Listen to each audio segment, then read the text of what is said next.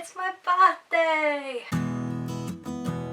Hey guys, it's Paige. Welcome back to my channel. As you saw before, it is my birthday today, and so I'm very excited to share with you my mid-year book Freakout tag. I decided to do this tag because this is a new channel and so you guys haven't seen what I've been reading this year, and I thought this would be a fun, easy way to show you everything that I've read. My Goodreads goal for the year was 50 books, but I've smashed that. I'm already there, so I'm going to be putting it up to 100. But yeah, this is what I've read so far, essentially. So the first question is the best book I've read so far of 2020. And this is going to be a controversial one, but the best book I've read so far in 2020 is The Ballad of Songbirds and Snakes. This book is the prequel to the Hunger Games, and it follows President Snow during the 10th Hunger Games, and this is just so good. I understand that people don't like this book, and I can kind of see why. The pacing is a bit off in this book. You have long periods of nothing and then a lot altogether, but I really enjoyed it. I thought the world building in this was amazing. I think what really stood out for me is the exploration of President Snow and how he went from this ideologist to the man we see in the Hunger Games, and it was just so interesting. So yeah, this is by far the best book I've read this year. I thoroughly enjoyed it. So the next book is the best sequel I've read this year, and that has to be The Well of Ascension, Mistborn Book 2 by Sanderson. This book I really enjoyed because it covers what happens next. So most YA fantasies only focus on the revolution and it's a happy ending and they win and woo. But this really focuses on, okay, you have power, but you're weak. Anyone who has studied history knows that once you take power you have to consolidate your rule, and this really covers that nicely, and it's so interesting, and you have the different warring factions and politics, and it is definitely an adult fantasy in how it deals with the politics, but I really love that about it. What made this book a 5-star for me is the exploration of consequence in this book, both political and personal. I've never read a book that deals with consequence in this way, and I loved it. The next question is a new release that I haven't read yet, and that is My Dark Vanessa. This is not a book I would normally pick out for myself. Someone bought this for me, and from what I've read of the blurb, this is about a woman, and when she was younger she had a relationship with her teacher, and now her teacher has been prosecuted for having a relationship with another student, and she is really trying to work out, did she have this fantastic love affair that she thought she had with this man, or did he take advantage of her? And so it's going to be something darker and much more psychological than I've ever read before, but I think this is going to be really interesting, and I predict that this is going to be a 5-star read for me. So my most anticipated releases for the rest of the year are Midnight Sun, which comes out in August. I'm nervous about this because I'm not sure I want to read Edward pining, but Twilight memes, you know, it'll be good for that at least. And the next book, which I've already pre-ordered and is getting here in July, is Song of Wraiths and Ruin. I think that's what it's called. Yeah, A Song of Wraiths and Ruin. All I know about this book is that it's based on African folklore. Now give me any kind of folklore or mythology and I will read it. I love that shit. It is amazing. So I cannot wait for that. I don't need to know more. I just need to know that it's fantasy and it's folklore.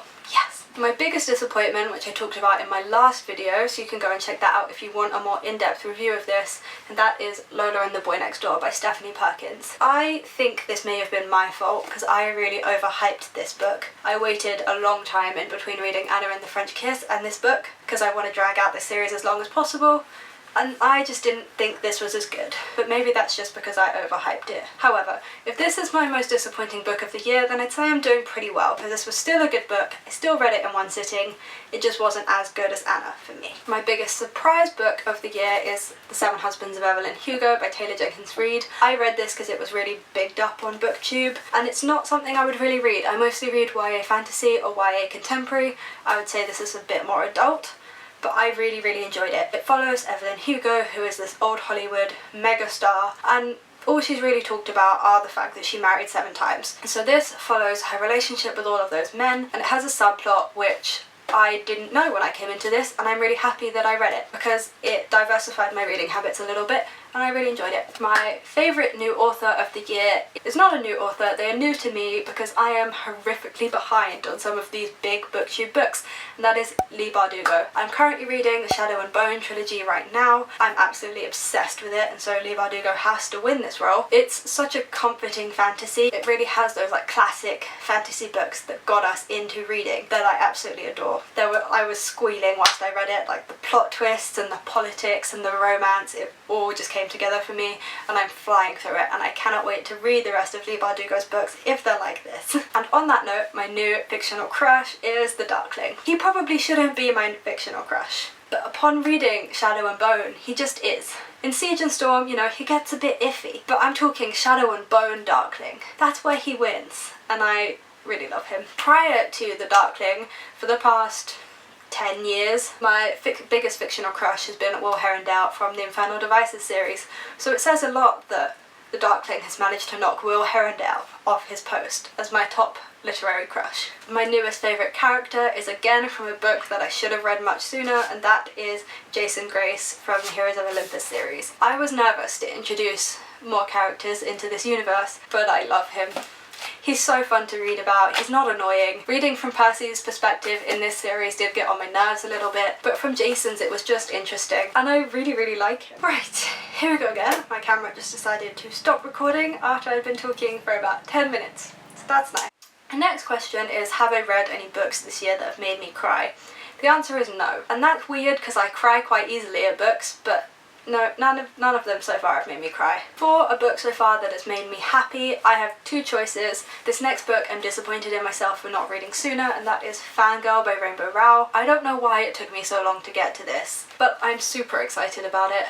And I know everyone's already read it. But if you didn't know, this is about an 18-year-old girl, and she goes to college with her twin sister, but her twin sister, you know, wants to branch out more, wants to be a little bit separate. This girl likes to write fanfiction on the internet, and it's about how this fanfiction helps her navigate this college world and make friends, but also not make friends, and it's just really good, really comforting, and so nice to read about someone who's university aged in a YA, because I don't read about many people my own age, and it's nice. My second choice is Chain of Gold by Cassandra Clare. I'm obsessed with the Shadowhunters series. It has a huge nostalgia factor for me. I've been reading it since I was 9 or 10 years old, like dressed up as Shadowhunters for Halloween, all that stuff. I was a bit nervous when this came out because I didn't enjoy the Parabatai series, the trilogy, which name I really can't remember it.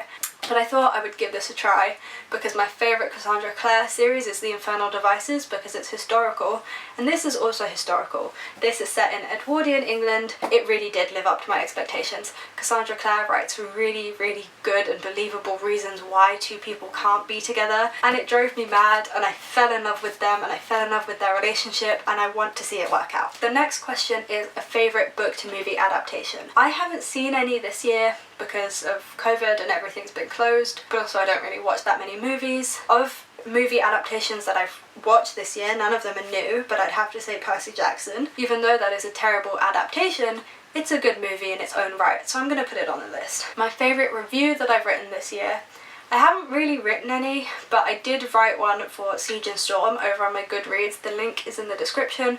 You can go see it over on my page, and you can add me as a friend. So yeah. I have two books for the most beautiful book that I've bought this year, and they both have a theme. So the first is The Ballad of Songbirds and Snakes. The dust jacket for this is also great. It really blends in quite nicely with the other series, but also marks it apart from them. But when you take the dust jacket off, it's this beautiful yellow, and it has the snake and the branch.